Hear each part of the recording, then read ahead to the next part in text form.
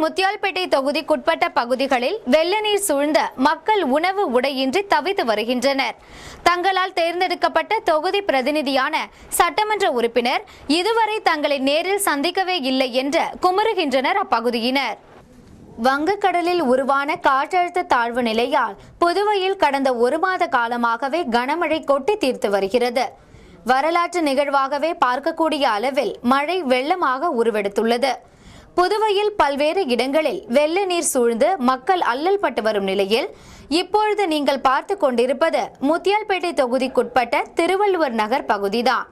இப்பகுதியில் வாழ்பவர்களில் அனைவருமே தினசரி கூலியை மட்டுமே நம்பி தங்கள் வாழ்வாதாரத்தை நடத்தி வருபவர்கள். எங்க ஊர்ல தான் நாங்க நிக்கிறோம். பாருங்க எவ்வளவு தண்ணியில இருக்கிறோம். நாங்க பிள்ளைங்களை வச்சுன்னு ரொம்ப அவஸ்தைப்பட்டு இருக்கிறோம். நாங்க 3 நாளா தூக்கம் இல்லாத இருக்கிறோம். தங்க காசு பிள்ளைங்களுக்கு எல்லாம் வந்து நிற்கிறோம். பிள்ளைங்களுக்கு கூட யாரும் வந்து பார்த்ததே இல்லை இது வரைக்கும். இந்நிலையில் தொடர்ந்து பெய்து வரும் கனமழையால் முற்றிலும் ஸ்தம்பித்துள்ளது இவர்களின் வாழ்க்கை. வீடுகளுக்குள் வெள்ள நீர் இடுப்பளவிற்கு நிரம்பியுள்ளதால் தங்க இடமின்றியும் உண்ண உணவின்றியும் குழந்தை குட்டிகளுடன் தவித்து வருகின்றனர் இப்பகுதியினர். எங்க ஸ்கூல் பேக்லாம் நனைஞ்சிருச்சு, எங்க நோட் புக்லாம் நனைஞ்சிருச்சு, எங்க புக்லாம் நனைஞ்சிருச்சு, ரோட்ல ஊத்தி தண்ணிலாம் வருது. அந்த தண்ணியில பாம்பு தேளு முதல்ல ஆகலாம் வருது.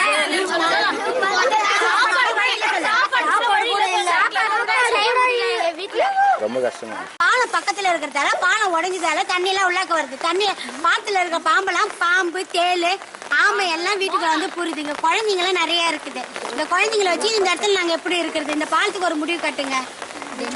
பூச்சி போட்டுலாம் நிறைய வருது. பாம்புலாம் நிறைய இங்க நிறைய குழந்தைங்களுக்கு எல்லாம் உடம்பு சரியாத போய் இந்த மழைக்கு குழந்தைங்களுக்கு உடம்பு சரியாதாயிடுச்சு. பாத்திரம் பண்டம் அனைத்தும் தண்ணீரில் அடித்து சென்றுள்ளதால் தினசரி அன்றாட உணவிற்கும் அல்லல் படும் சூழ்நிலை ஏற்பட்டுள்ளது. இடமின்றி தவிப்பது ஒருபுறம் இருந்தாலும் இப்படி பேரிடர் காலங்களில் தங்களுக்கு ஆறுதல் கூறக்கூட தாங்களால் தேர்ந்தெடுக்கப்பட்ட தொகுதி பிரதிநிதி இன்னும் தங்களை கண்டுகொள்ளவே இல்லை என்றும் குமுறுகின்றனர் இப்பகுதி பெண்கள். நந்தா சரவணன் இந்த ஏரியா கிடையாது, ஹாஸ்பிட்டல் இருக்கிறாரு. இந்த டிவி நகர்ல இருந்து ஆனால் ஹாஸ்பிட்டல் தான் செய்யறாரு. ஒரு அரசாங்க அதிகாரி கூட இந்த ஏரியால வந்து ஆரம்பாகிறது கிடையாது. 1 மாசமா மழை பெய்யுது. இந்த 1 மாசம் இதே நிலைமை தான் எங்களுக்கு. ஆனா இன்னைக்கு 2 நாளா தூக்கம் கிடையாது. பிள்ளைங்களுக்கும் சரி எங்களுக்கும் சரி. மாத்த துணியில நடு ரோட்ல நின்று கிடக்குறோம். நாங்க எல்லாருமே எவ்வளவு நேரம் ரோட்ல நிப்போம். நாங்க நிப்போம், குழந்தைங்க நிக்குமா? இந்த மாதிரி அவஸ்தைப்பட்டு இருந்தா யாரு பாக்குறது? யாருமே எல்லாத்துக்கு எதுக்கு எங்களுக்கு யாருமே இந்த ஏரியாவுக்கு வரத்தாவல. எங்களுக்கு எம்எல்ஏ வேணாம், யாரும் வேணாம். ஓட்டுக்கு தான் இங்க வருவாங்க. மத்தபடி எதுவுமே வந்து பார்க்க மாட்டாங்க. கேட்டா இந்த தொகுதிக்கு யாரும் வர்றது இல்ல. இது யாரை கேட்கறது சொல்லுங்க? பொம்பளைங்களா போய் கேட்க முடியுமா சொல்லுங்க? ஆம்பளைங்க ரவுடி ஏரியான்னு வாங்க. ஆம்பளைங்க வர முடியாது, பொம்பளைங்க போனா பொம்பளைங்க மதிக்கிறது கிடையாது. நாங்க என்னதான் செய்ய முடியும் சொல்லுங்க? யார்கிட்ட போய் சொல்றது? வீடியோ கூட்டாலும் யாரை கூட்டாலும் என்ன செய்யறது? பொம்பளைங்க போய் எப்படி கூப்பிட முடியும்?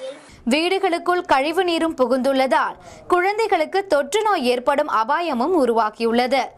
மற்ற அரசியல் கட்சியினரும் அமைப்பினரும் தங்களை சந்தித்து நடவடிக்கை எடுப்பதாக கூறி வரும் நிலையில் தங்களால் தங்கள் தொகுதியில் தேர்ந்தெடுக்கப்பட்ட தொகுதி சட்டமன்ற உறுப்பினரான நந்தா சரவணன் இதுவரை தங்களை நேரில் சந்திக்கவே இல்லை என குற்றம் சாட்டுகின்றனர் இவர்கள். எம்எல்ஏ யாருன்னு எங்களுக்கு தெரியாது.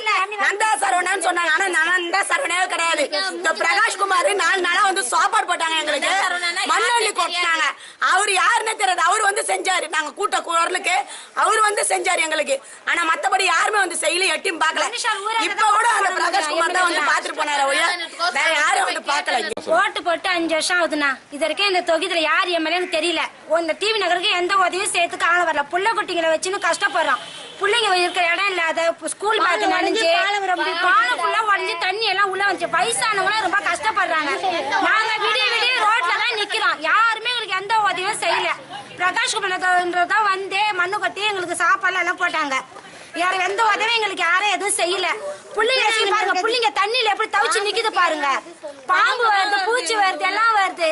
வீட்டுல ஒரு பொருள் இல்லைண்ணே, எல்லா பொருளும் தண்ணி. எங்களுக்கு தொகுதிக்கு வந்து எம்எல்ஏ வந்து இங்க சாப்பாடு செஞ்சு ஹாஸ்பிட்டல் செய்யறாரு. நாங்க ஓட்டு போட்டு அவருக்கு அளிக்க வச்சோம். நாங்க எங்களுக்கு எதை செய்யாத ஹாஸ்பிட்டல் தொகுதி மக்களுக்கு செய்யறாரு. அப்ப எங்களுக்கு யார் எம்எல்ஏ? தொகுதிக்கு எம்எல்ஏ, எங்களுக்கு தொகுதிக்கு எம்எல்ஏவா அவங்க தொகுதிக்கு எம்எல்ஏவா? நாங்க தானே ஓட்டு போட்டு கிளிக்க வச்சோம். எங்களுக்கு எதுவுமே செய்ய மாட்டாரு. கேட்டாக்க நீங்க யாரு? முத்தல் டிவி நகர் தொகுதி மாலான்றாரு. இந்த தொகுதி டிவி நகருக்கே அவரு நாங்க ஜெயிக்க வச்சோம், எங்களுக்கே அவர் செய்யல. ஹாஸ்பிட்டல்ல போய் எப்படி செய்வாரு, எப்படி ஜெயிப்பாரு அவரு, எப்ப என்ன பண்ணுவாரு அவரு? சிவா எம்எல்ஏ இருந்தாரு, எங்களுக்கு நல்லா வரிஞ்சு கட்டணும் வந்து செய்வாரு போவாரு. அவரு இல்ல, இன்னைக்கு இவரு வந்தாரு எங்களுக்கு செய்வாரு. பார்த்தா இவரு எங்களை யாருன்னு கேள்வி கேக்குறாரு. நீங்க யாரு? டிவி நகர் தான் எங்களை தெரிஞ்சு